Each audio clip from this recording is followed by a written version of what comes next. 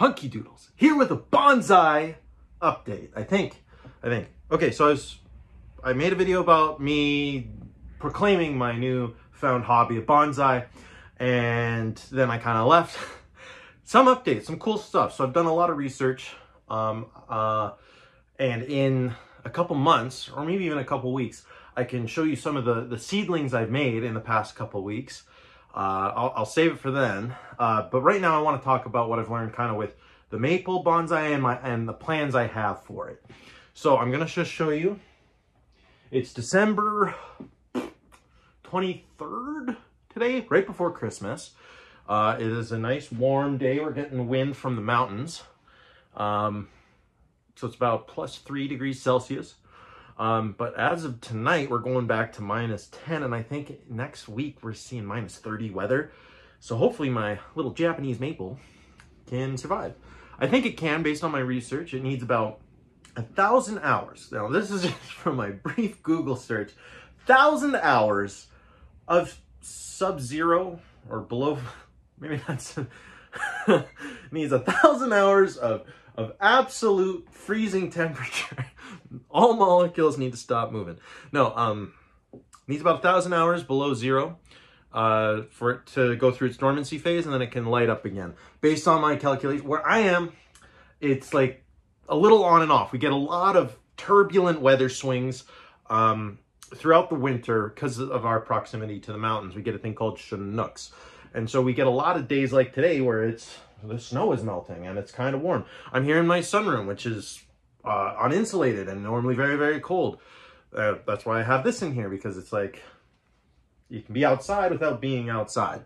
So anyway, based on my calculations, 1,000 hours of freezing temperature. Sorry, my brain just like shut down. And so by early to mid-March, this bonsai can come out of dormancy. And as I'm going to do that, I am going to be repotting it. And so this is just a little plastic training pot, has the little drainage holes, and it's wired in place. So I think this was a cutting from a year ago, maybe. Probably doesn't need to be repotted, but it has loamy soil. I want to get it in some perlite with some organics to like really get some root growth going. And I'm going to put it into this pot, right? A little bit bigger. I want it to fill it out. It's going to be in here for a couple years. I think this is an excellent time to put it in. And it looks great. It just looks great. Anyway, so I want to talk about bonsai planting. So this is a tiny little twiggy boy, okay? We got a lot of little twigs. Originally, my plan was to just let it go, like let it flourish, like take to the heavens, son. Just rock it up and get as much growth as you can, thicken up that trunk. And I'm still gonna do that.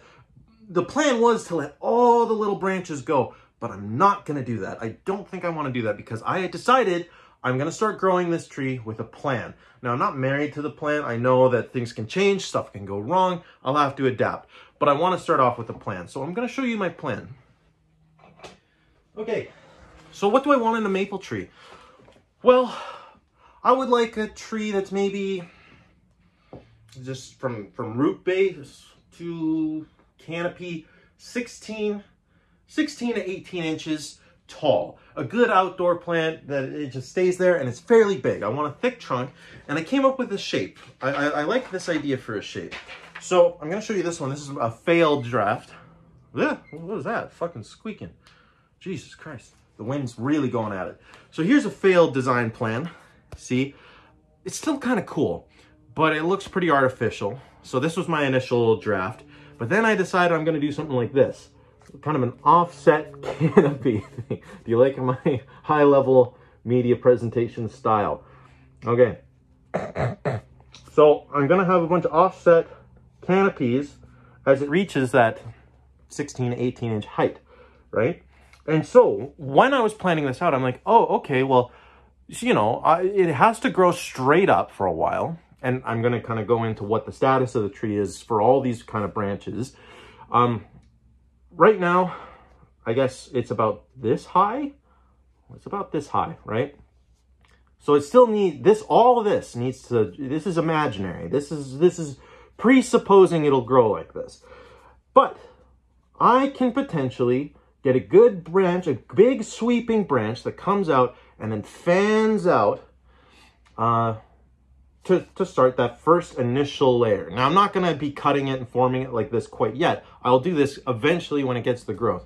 But then I was like, I need to start planting that branch then. Okay, so I did a very beautiful, detailed sketch because I am an artist of the highest caliber of my tree. So this is kind of what the tree looks like from one side. I think this might be my front. I haven't decided. It's good on both sides, I think. So anyway, I want a branch to come up and then fan. So I guess it would fan out and then have that layer, right? Like I just showed you.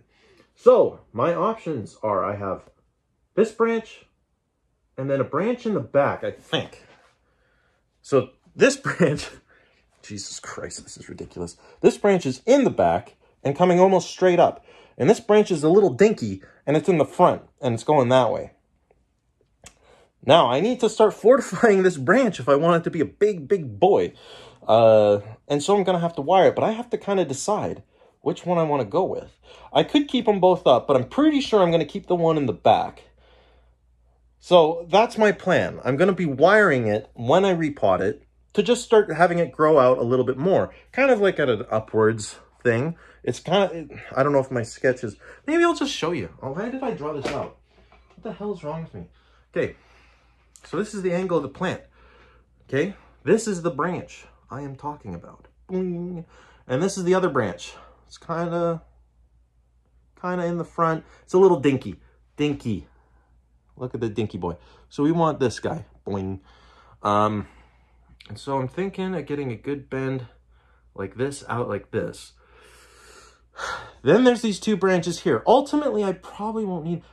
Frankly, I could even just, because this is really low to my plans. I could have this, both of these branches eliminated and use this, but it might be a little high for what I'm intending. I could even put a lot of investment in this tiny little boy here, but I think I'm going to work on this one. I might keep both of these mid branches, both of these, might get rid of one. This branch can stay. This will be, I don't know if you can see. Boing, that guy right there. Might keep him. And then I got to work on the upwards development. I want it to grow up. They cut him off right there. Bastards. No. And then I have two options because they're both wanting to go up. Obviously, I don't know if it's obvious. This one seems way more straight up. And maybe I can wire it to go even more straight up. Presuming that the growth doesn't end there. But I think I'm going to cut this one off. Going to keep this one. Probably going to cut one of these two. And then down here, might keep both for the time being for the sake of growth, but wire this one for the future. Anyway, that's my bonsai update. Super interesting. Super fucking interesting, bro. But yeah, in March, I'm going to repot it. I'm going to show you me struggling repotting it. I repotted some aloe a couple months ago, and that went well. Hopefully it goes well with this. I'm presuming, because it looks like a cutting that's pretty new growth, that the roots are not very much yet. Get it out, get into some more porous material, and have it grow for the next couple of years.